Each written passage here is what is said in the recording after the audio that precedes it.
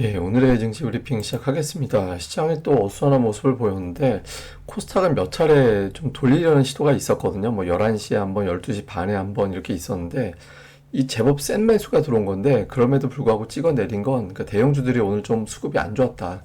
대형주 쪽에도 좀 매도가 많이 나왔다. 이런 거를 보여주는 대목이죠. 실제로 테슬라가 급등했음에도 불구하고 에코프로, BM 오늘 다시 하락을 해서 9월 들어서 하루 빼고 모두 하락하는 그런 모습을 보였거든요. 2차 전지주들이 테슬라 상승에도 힘을 못 쓴 이유는 2차 전지주 강세를 유발할 것으로 기대했던 이제 테슬라 재료가 가만히 보면 저게 전기차 잘 팔려서 뭐 많이 팔릴 것 같아서 이런 이슈가 아니라, 그러니까 슈퍼컴퓨터 관련된 재료 때문에 급등한 거다. 그러면 이건 2차 전지하고 상관없는 거잖아. 그러면 가던 길 계속 가는 게 맞지 않나? 뭐 이런 인식이 있었던 것 같고요. 그 외에 이제 오늘 하락의 수익 나는 인버스가 또 상장한 날이기도 했죠. 그래서 이런 것들이 겹치면서 테슬라 효과를 온전하게 누리지 못했던 것 같습니다. 아무리 그렇다 치더라도 어느 정도는 좀 플러스를 낼 수도 있지 않을까 기대를 좀 했었는데, 뭐 어떤 여러 가지 어떤 수급상의 이유가 더 크게 작동했던 것 같고요. 그리고 현대 오토에버 같은 또 로봇주 관련된 종목군들 막 이런 것들도 오늘 다 이제 크게 빠지는 그런 모습을 보였거든요. 그러니까 레인보우 로봇 같은 경우는 시장에서 보면 단타 비중이 너무 높아졌어요. 그러니까 보통 키움증권 창구 1위 등장하는 건 당연한데, 나머지 4개 합친 것보다 키움 하나가 더 많은 정도 비율이 되면 이 종목 같은 경우는 단타 비율이 그만큼 높다라는 거거든요. 이거는 뭐 다음 날도 그렇게 된다는 보장은 없으니까 그날 한정해서 보는 건데, 어쨌든 오늘 같은 경우는 저렇게 단타 비중이 높다 보니까 오후장 들어서 물량 던지는 투자자들이 많아지죠. 그러니까 이것도 이제 또 코스닥 지수에 영향을 좀 줬다라고 봐야 될 거고, 현대오토에버 같은 경우는 JP모건에서 어저께 보고서 나온 게 목표 주가가 어저께 종가보다 3만 원 아래에다 목표 주가를 제시를 했었거든요. 그래서 이것도 시세가 좀 끝나나 보다. 이런 식의 인식이 좀 있었죠. 그래서 최근에 좀 강세 보였던 종목군들, 그다음에 뭐 밀리던 종목군들 할 거 없이 다 이제 밀어내는 흐름이 나오다 보니까 전체적으로 수급에 의해서 좀 많이 약했던 하루였다. 그러니까 이렇게 볼 수 있을 것 같고요.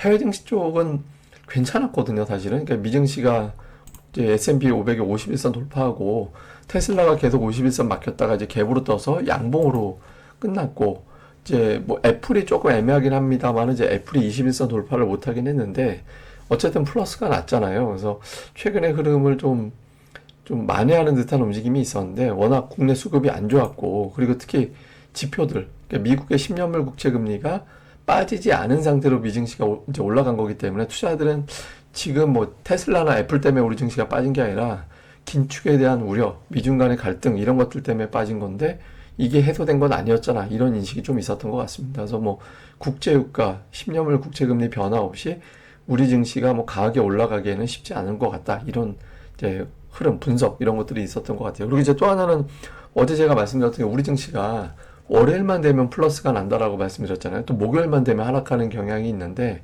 위클리 만기 영향으로 보이거든요. 근데 월요일 날 기계적으로 들어 올린 게 오늘 거기에 따른 후유증도 일부는 좀 영향을 줬던 게 아닌가 싶습니다. 뉴스들 점검해 보면 해외 쪽에선 뭐 괜찮은 뉴스들이 은근히 있었어요. 뭐 옐런이 뭐 미국 경제 괜찮다, 뭐 바람직한 어떤 흐름 보이고 있고, 인플레이션 관련된 데이터 좋아지고 있다, 이런 언급을 했고요. 반면에 이제 다이먼 같은 경우는, 그러니까 미국 경제가 수년간 호황이라고 생각하면 큰 실수다. 뭐 이제 연준이 긴축하고 있는 것도 있고, 지금의 어떤 상황이 향후에 12개월 또는 18개월 후에 어떻게 달라질지 모르기 때문에 마냥 좋다라고만 생각하면 절대 안 된다. 이 사람 이제 작년부터 올해 경기 침체 온다라고 경고했는데 지금 연말 다 되도록 침체는 안 오고 있긴 하죠. 근데 어쨌든 옐런과 다이먼이 서로 다른 의견, 그러니까 완전히 반대되는 의견은 아닌데 조금 이제 좀 다른 의견을 좀 낸 게 특징이었죠. 그 다음에 조금 심리를 개선시켜 줄 수도 있었던 재료였는데 별로 안 먹힌 게, 이제 피구에 위한 컨트리 가든 뭐 벽개원이라고도 하죠. 근데 이게 이제 그 채권 만기를 연장하기로 했거든요. 그러니까 빚을 좀 천천히 갚기로 하기로 해서 중국 리스크가 좀 완화된 것도 있는데, 뭐 그래서 환율이 좀 내려간 건 있었거든요. 근데 오늘 그거 가지고는 뭐 시장이 좀 돌리지 못했던 것 같습니다. 오늘 제일 큰 변수는 제가 보기에는 2차 전지가 테슬라 효과 못 누린 거예요. 예, 하필이면 테슬라가 눈치 없게 그 인버스 하락할 때 수익 나는 인버스 ETF 상장한 날 이제 저기 올라버려갖고, 오늘 이런 거 막 상장하고 가면 투자들 경계감이 좀 높아지잖아요. 이제 빠지면 이게 올라가는 그런 구조가 되면서 2차 전지는 죽어나는데 이거 인버스는 플러스로 이제 출발을 하는 그런 모습을 좀 보였죠. 그래서 오늘 이 상장도 주식시장 전체로 보면 좀 좋지 않은 변수 중에 하나였다. 이렇게 이제 볼 수 있을 것 같습니다. 뭐 종목들 보면 하이닉스가 이제 11만 1,000원에서는 잘 버텨냈거든요. 그러니까 이게 저점이 계속 그 근처잖아요. 근데 요 이제 12만 원 언저리로 가줘야 61선과 21선을 밑에다 두고 추세를 돌리게 되는데 아직까지는 조금 하이닉스가 어정쩡한 것 같습니다. 삼성전자도 7만 원은 버티는데 이제 첫날 상승을 이어가지는 못하죠. 그러니까 두 종목이 7만 1,000원 넘어가고 하이닉스는 12만 원 넘어가고 하면은 이제 좀 주도권을 가져오게 되거든요. 이거 좀 주목해 볼 필요가 있고. 근데 오늘 하이닉스가 플러스 내니까 HBM 관련주들이 급등을 하면서 STI 같은 경우는 사상 최고가, 신고가를 장중에 돌파를 하는 모습을 보였거든요. 제가 이제 이 종목을 보여드린 이유는 뭐냐면 제가 방송할 때마다 기관 외국인들 수급이 누적된 종목들을 자꾸 보라고 말씀드리잖아요. 근데 이게 이제 그런 유형의 종목이에요. 보면 이제 6월 1일부터 지금 한 3개월 조금 더 되는 기간에 350만 주 기관 매수 들어왔는데 이 종목 발행 주식수 대비 20%거든요. 발행 주식의 20%를 기관이 싹쓸이한 거예요. 그러니까 이제 이런 종목이 좀 움직임이 좀 눌린다 하더라도 금방금방 복원될 수 있긴 하죠. 그러니까 이건 근데 이미 연중 최고치까지 올라가 버렸으니까 사상 최고치니까 가격적인 매력은 이제 없다라고 보고, 그때 제가 쭉 한 달 동안 기관의 매수 종목들을 보니까 한 10개 이상이 매수가 제법 들어온 거에 비해서 조금 주가는 이제 등락이 나오네 싶은 종목들이 있더라고요. 그러니까 한 달 동안 기관들이 매수한 종목군들 중에서 의미 있는 지분율 끌어올린 종목군들은 좀 주목해 볼 필요는 있는 것 같습니다. 뭐 이 종목은 이미 이제는 관심권에서 벗어나야 되겠죠. 수급에서는 외국인이 오늘은 많이 판 날입니다. 그러니까 보통 매수가 줄어서 순매도가 나온 날이 있는데 오늘은 매도가 2조 4천억이나 나왔잖아요. 그러니까 전체 코스피 매도의 27%를 외국인들이 차지했거든요. 일반적으로 23, 25 요 사이 왔다 갔다 하는데 27%면 오늘은 외국인들이 정말 많이 판 거예요. 그리고 뭐 코스닥도 팔고 선물도 팔고 콜 팔고 풋 사고 하락 쪽이었죠. 매수는 뭐 네이버 매수하고 자동차주 좀 매수한 게 있긴 하지만 전체적으로 대형주 쪽이 좀 매도 쪽에 치우쳐 있는 편이었고, 기관은 오늘 금융투자가 매수였기 때문에 시가총액 상단 종목은 이쪽에 좀 가 있죠. 예, 그래서 이제 그런 게 있는데 네이버와 카카오 이런 식의 인터넷주를 이제 외국인 기관이 좀 매수한 거는 약간의 좀 특징적인 모습인 것 같습니다. 코스닥 쪽에서는 그러니까 외국인들은 오늘 바이오 이런 류의 기업들이 좀 많이 들어가 있어요. 레인보우는 하락에도 불구하고 좀 매수한 게 특징이었고, 근데 어쨌든 로봇주들이 하락했음에도 불구하고 좀 사들였거든요. 그 다음에 이제 제약 바이오 계열의 종목군들이 좀 있었고, 엔터주 좀 있고, 그 다음에 기관은 2차전지 샀는데 그 아래쪽 보면 여전히 그 IT 반도체 쪽을 많이 사요. 그러니까 지난주부터 기관은 반도체 쪽을 많이 사고 있거든요. 이 순매수 밑에 순위 쪽으로도 봐도 반도체가 좀 많이 포진해 있습니다. 그래서 기관 쪽은 이제 반도체 쪽을 지난주부터 계속 좀 사들이는 그런 이제 분위기가 있다. 그래서 이게 좀 이번 주 이어지는지를 좀 체크를 좀 해볼 필요는 있는 것 같습니다. 자, 이슈를 정리해서 보면 엔비디아가 4일 연속 빠졌거든요. 그러니까 애플도 상승하고 테슬라도 하루 급등하고 이렇게 나오는데 엔비디아가 지금 안 올라요. 예, 근데 이제 엔비디아가 여기서 좀 계속 빠져버리면 시장에서 한 사이클이 끝났다. 이렇게 볼 수 있거든요. 이거 좀 볼 필요가 있고.